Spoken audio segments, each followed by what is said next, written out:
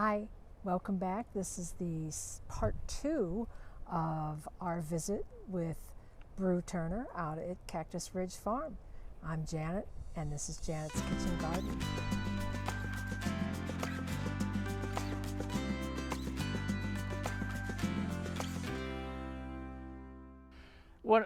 On the segueing on heirlooms, this particular carrot that's in this garden right here is a red carrot. And a little known fact about carrots, when the Spaniards came to America, most of your carrots were either South American grown or Eastern grown, but only because of Bugs Bunny cartoons and us wanting orange carrots are the reason you only find orange carrots at the grocery store. The cousin of the white carrot is your parsnip. Right. Okay. Then we have what called cosmic purple carrot, red dragon carrot. There's actually yellow carrots, white carrots, and then orange carrots.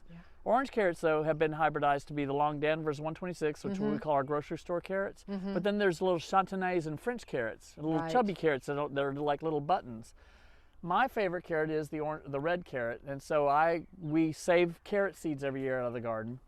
And my red dragons, my cosmic purples are what we pull out, and I've got bags in the crisper right now that we just pulled out. This little this little row right here, which is about 2 feet by 4 foot, yielded 135 carrots last week. That's phenomenal. This bed here is a phenomenal. 3 by 4. I will probably get over 200 carrots out of this little patch. Carrots do take 6 months from seed to harvest. So this patch was planted September 1st and came up just this last week, which was what, March 20th about? Yeah. This was then planted 2 months later in November, and these carrot tops, now that they're this height, are pretty much ready for harvest. We've had lots of moisture. Of course, the snow was here. And I'll be pulling up these here pretty soon. Purple Adirondack potatoes. When you go to the grocery store, you'll see yellow Yukon Golds, you'll see Kennebec potatoes, you'll see red Lesotho potatoes, but you never see purple. Why do we not see purple potatoes at the grocery store? My favorite, because of the blue pigmentation, like blueberries, you get your antioxidants from your darker colored vegetables. So because potatoes are a starch, but the blue pigmentation also has higher vitamin intake, so this particular foliage right here that you see when I pull these up in June will be purple Adirondack potatoes. I found a seed supplier for potatoes in out of Pennsylvania, and got these at a local tractor store here in town. And this whole bed must have about 30 seed potatoes of purple Adirondacks. This foliage will actually cascade out of my beds here by May and June. If it gets to my walk pass, I just cut it, but I'm going to have a bumper crop. I always get a bumper crop of purple potatoes every year. Well, there's just nothing more fun than pulling up. I remember the first time I planted potatoes, and we went out to the beds, and I told Bill, well, here's the potatoes. This one's ready to harvest. Just pull it up. And he pulled it up, and there's all these potatoes hanging all over the roots, and it's magical. It's magic. My favorite thing when I'm selling potatoes planting instructions to customers at North Haven, they go, well, how many potatoes am I going to get? I go, it's going to be a treasure hunt. You don't know what it's going to be. Don't think, oh, I have to have a whole field to get that many carrots. No, you don't. No, you don't. One of my thinning vegetable seeds, I'm not a believer in doing it. What I do teach customers to do is when I do my carrots, it's how many seeds you put per inch that you don't have to thin. So if you practice what I do when I do my carrot seeds, it's no more than 5 seeds per inch. When a carrot crowns as big as your little finger or your thumb, if you want to start pulling those bigger ones out of the ground first to thin it out, then there's no seeds lost. When I do pull up this whole harvest, I will have carrots of every size and every length, but no seed goes to waste. This asparagus bed's going on its 5th year, and we have purple asparagus. We have Martha Washington, or Jersey King, which is a fatter stalked green asparagus.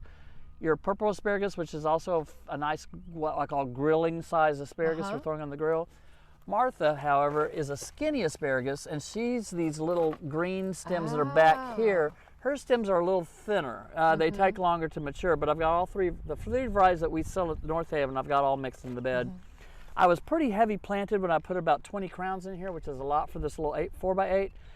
And when I noticed the crowns weren't producing as much, I actually pulled them up when they were dormant and regrouped the crowns together, and I spread it. Now it's thinned down to only 10 patches instead of 20.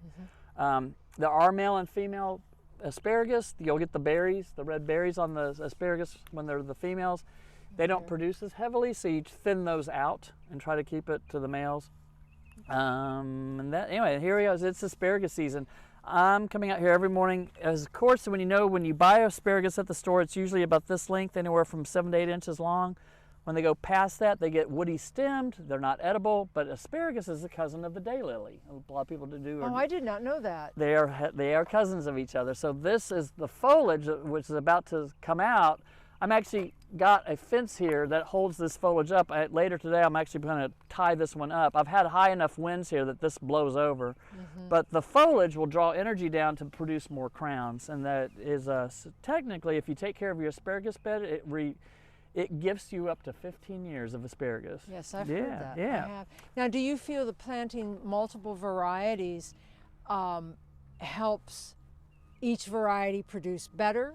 Longer harvest. Longer harvest. Yeah. The purple spears came up first, the greens come up, and then between my two green varieties, my Jerseys will come up next, and my Marthas will come up third. So they just have a longer harvest. These are beautiful. Yeah. Look at this, Bill. Come in here and look at this. Yeah. But I'll keep these. I'll harvest my spears today, put them in the crisper in the refrigerator, and then once a week or twice a week we do a nice steamed asparagus dish with garlic and olive oil. Now, when do you harvest? Daily. Asparagus. How tall do you allow the asparagus to grow before you harvest? This is going to come out today. Here's the rule of thumb in asparagus gardening: every other spear stays behind, and every other spear gets harvested. Oh, interesting. So for these two spears here, I've already actually taken one out. Once they get this long, I'm not going to take them out. But today, I'll probably take this one out, that one out, and a couple over there, and leave the rest behind. This one can come out today too. I don't want it too overcrowded, but you do. That's kind of the reward. I call it a safety in numbers game. With asparagus, plant a little bit more than you need, because that way you've got a crop for next year. But at least during the growth, for the next 5 weeks or so, I will be getting asparagus out of this garden. Once we start heating up, I just leave it alone, and the rest of this foliage then makes energy for next year. Yeah. Because this is the north end of the bed, even with frost covering, this north wind was the cold side of the garden.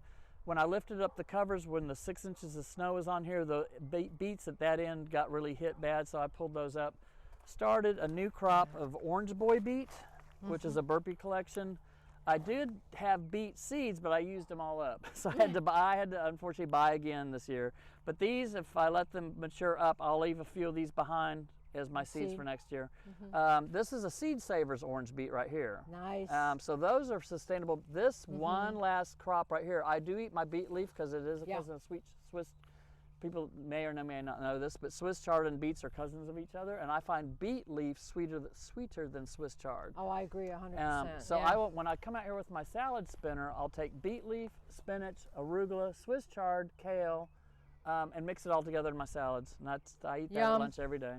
Yum. Yeah, I had the same problem in my hoop bed that the beets certainly got it, and the bok choy just all turned to mush. Yeah. Even with frost cloth and other coverings. So again, interplanting is now my tomatoes. Some of my transplants are purchased at North Haven on like a Cherokee. This is an early girl that I put in. I've got Cherokee purples in here. What else? I've got super sweet 100s. Then I had some rogue tomato seeds left over at the end of the season, of course, your tomatoes hit the garden and those seeds go dormant till the following spring. Well, this last season, I had some Costa Lucas, some Sun Sugars, I had some Marglobes, San Marzanos, and Cherokee Purples. Seeds kind of mixed in a seed. I dried my seeds, but I forgot to mark them. But I've got a tray of tomatoes. I've got 12 baby tomato plants that came out under my grow light in my little seed trays, and so I'm going to have a surprise. It's going to be a treasure hunt. I don't know what I'm going to. But as I thin out the garlic, thin out the onions, thin out the carrots, and thin out my leafy greens, I'm probably by In the next 2 weeks, I'll have about 20 tomato plants. Right now, I've got 8 of them. If you look at the tomato cages, I've got 1, 2, 3, 4, 5, 6. I've got 7 started out here, but I've got another 12 that are going to go in the garden. So, do you on your tomatoes? Do you mostly do indeterminate or determinate? Both. You do. I do both. I do, and I try to do heavy on heirloom and a few hybrids. But I love my heirloom tomatoes. Oh yeah. Do you pluck your suckers?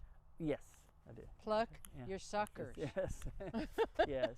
And Were then these berries over here? Those are on blackberries. I have blackberries. Now, is this a gotcha They are blackberry or Apache- thornless? They are Apaches. They are. Oh, nice. Arapaho and Apaches. Yes. Oh, nice. What I've learned in the harvest when they come out in June is I'll have Arapaho will produce first, and then an Apache comes out second. I got like a 2-week gap between harvests, but between those, I've got 1, 2, 3, 4. There's 5. They started off with 2 plants. Blackberries are a caning plant, meaning that if the cane cascades and hits the ground, you put soil on it, that cane will root itself out. So I've let this perennial flower bed also become my blackberry bed, but the mother plant has gifted me 1, 2, 3, 4, 5 babies this year. Nice. You see where I've pruned them right at about our chest height?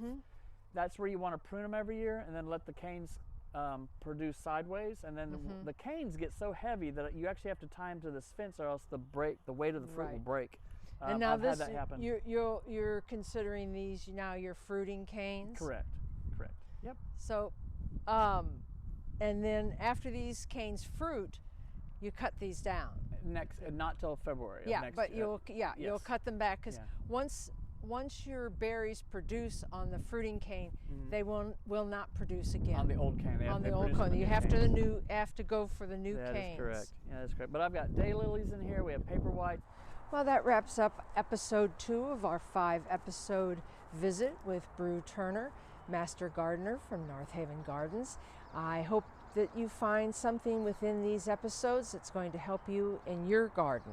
If you've enjoyed it, you're looking forward to the rest of these episodes, please hit our subscribe button, give us a thumbs up, ring the bell for future notifications, and look in the descriptions. There's links there to different products that I use in the garden, different companies that I rely on for my garden. There is also a link to Amazon. If you need to purchase anything from Amazon, please use the link that you'll find in that description. That helps us a lot. So this is Janet from Janet's Kitchen Garden saying see you later. Bye.